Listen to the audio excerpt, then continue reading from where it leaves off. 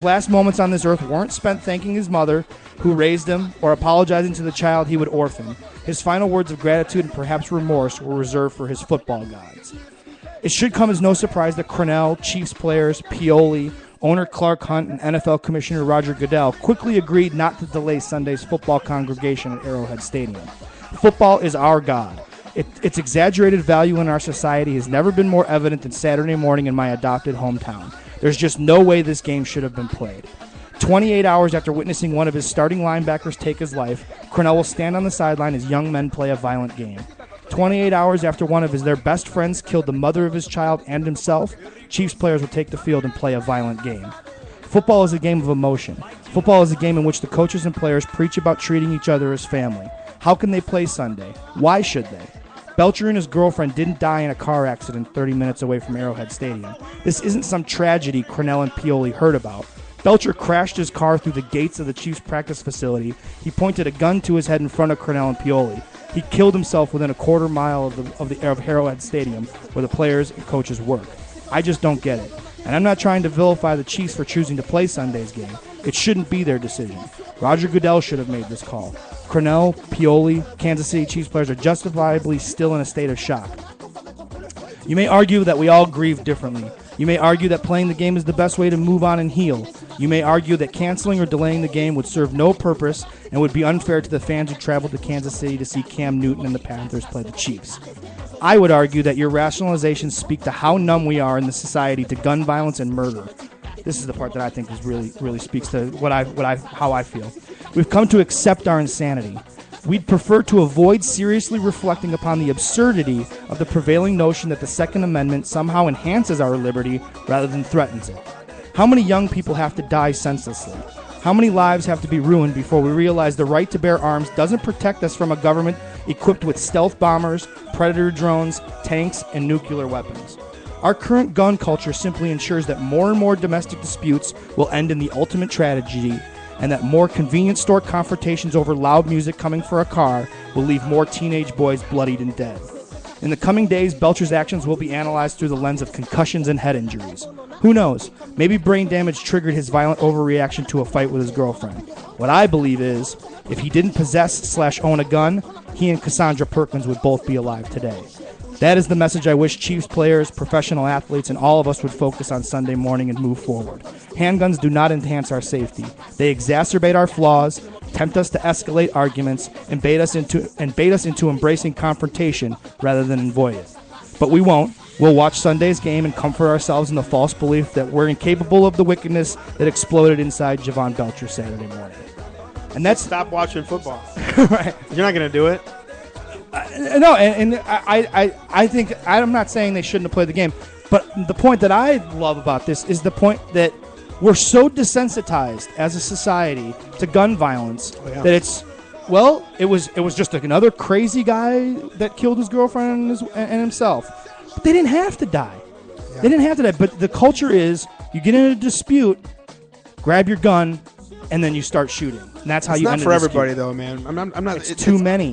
There's no way we're going to give any gun restriction. Yeah, what I really don't like about that is that they want to say that the concussions might have made him crazy. Right. I'm tired of that. That's bullshit. You don't snap from one day to the next, man. If anything, your neck and spinal cord snaps like Masawa.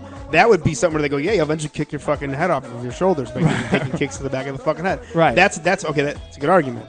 But I hate the argument of sports players one day snap because their brain was, Swiss cheese. No, it was more that it's crazy. There's crazy people, right? And he was brought up in a culture of guns are something that you use to settle disputes. Yeah, that's a large culture. So out there. To get rid of that, we'd have to literally kill people because that's not going to get bred out. It would take just like religion. Guns are almost like religion at this point. There's way too many people that believe, man. I know the cat's out of the bag, but it doesn't.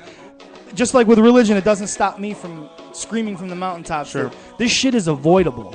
Sure. And it is ridiculous that a teenage boy has to die because a white dude didn't like his rap music being played loudly at a convenience store because of a stand your ground law. Again, man.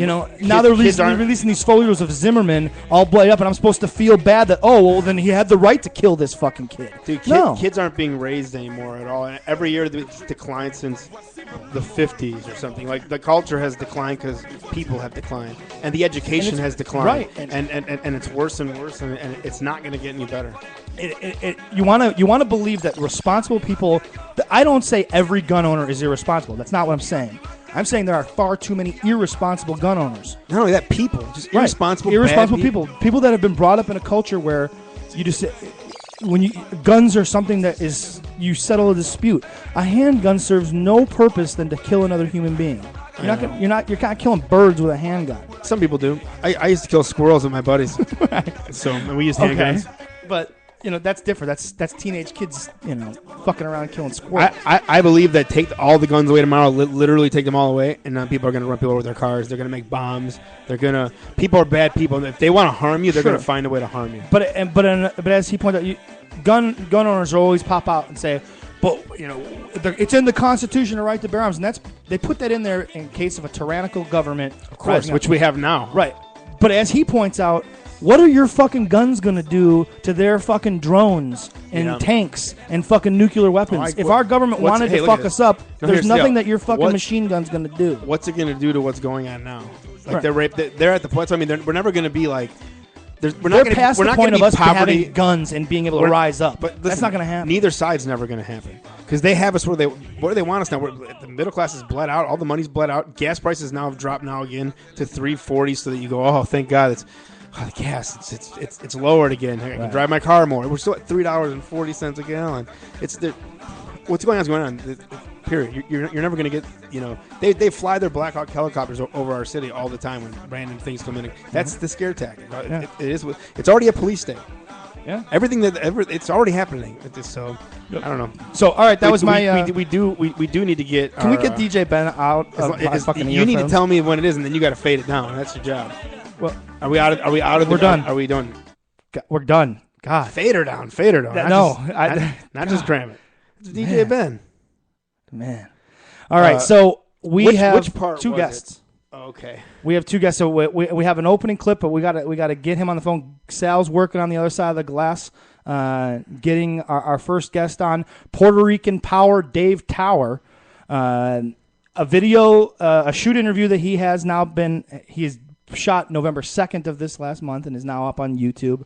It has been passed around to us by multiple people. We actually had this passed to us both on the same day by different people. I think the same two people. Yeah. Was it Pekovic and Tony? Yeah. I got it from both sides. Yeah. So they definitely wanted to. Thanks for the Iggy. Yeah, shout out to them. The articulator, Steve Kenton, who we'll talk about as well before the end of the show, sat down with Puerto Rican Power Dave Tower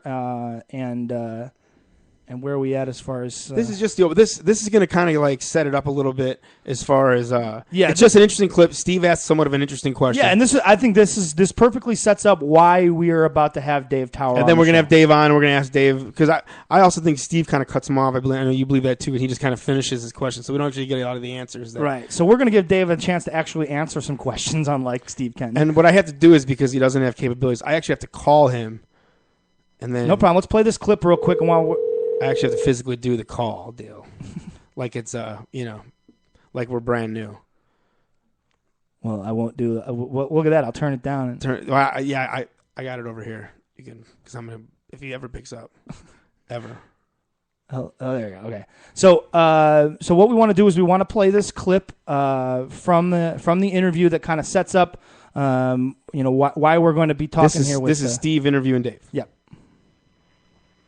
Why do you think that fans, staff, and performers inside and outside of the wrestling business want to hear what you have to say? Because I'm important. Why do they have to hear what I have to say? I'm important as one, they have no choice but to hear me. And two, I am the best, not in the world, but I am the best professional wrestler that I can be, and can't no one in professional wrestling in the whole world tell me any different.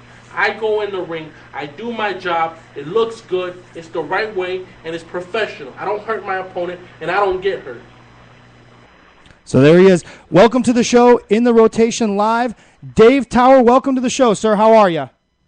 How you doing? We're doing really well. Thank you so much for joining us, man. Like I said before you got on the air here, are you there still? Hello? Yeah, I'm listening, but Okay. it sounds like you're breaking out. Oh, we're breaking up on you? Yeah. Okay, well, let us know if we crap out, and we'll give you a call right back here. First of all, just want to say thank you so much for giving us a few minutes of your time.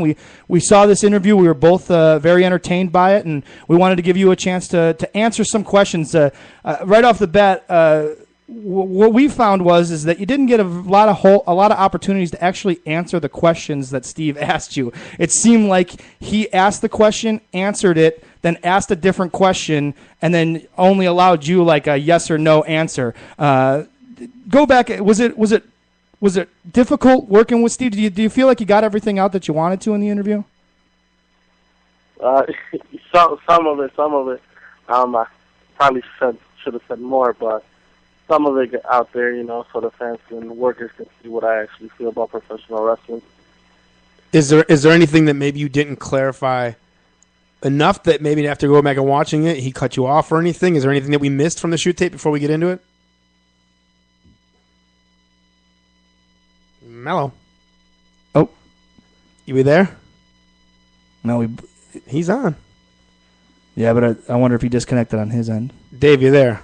Oh, boy. Here we go with our technical difficulties. All right, does he have Corp's phone? Yes, he is using I think he Corp's borrowed phone. Corp's phone for this interview. Let's see what happens. I don't know. Stand by, guys. We're just give us. It'll be worth it. Trust us. Did I get hung up on? No, there you are, All right, man. much clearer now. Sorry about that. Yeah, you're way clearer now. Just whatever you're doing now, stay there. But no, Vito was asking: is there anything from the interview that you feel like you weren't able to get out there that you think you want to get a chance to maybe clarify something that you said that you didn't get a chance to on the interview now that you've seen it?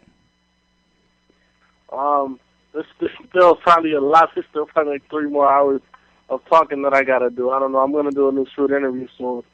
So. Oh, excellent! I mean, are you gonna do? You can shoot me questions and I can answer questions. You know what I mean? Or we could just ask you tonight, right here. Yeah, I mean, you can shoot me any questions that you want, whatever you need to know. Perfect. And I'll answer it. Well, yeah, no, we were watching this, and just to be honest, I want more of a dialogue with you than anything else. I don't think we've ever met before, have we? Have I ever ran into you before? My name's Vito. Vito, no, Tomaselli. I'm sure. I know some of the people you associate with, like Congo Congo Cyrus. He's a good friend of mine. Right, yeah, no, I know you'd said that when we were first talking. And I just actually wrestled him Saturday at the AWWL Big Time Wrestling. We had a phenomenal match. Oh, excellent! And you know Vito's brother Brandon, Paulie Tomaselli. I've heard of Paulie Tomaselli, yes.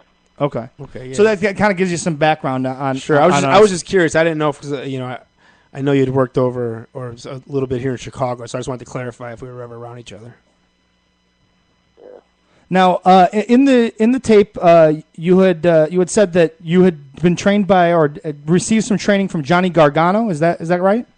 I got most of what I learned was by Johnny Gargano, but I went through JT Lightning's training school, so it was like 50-50. JT Lightning showed me a lot, and so did Gargano.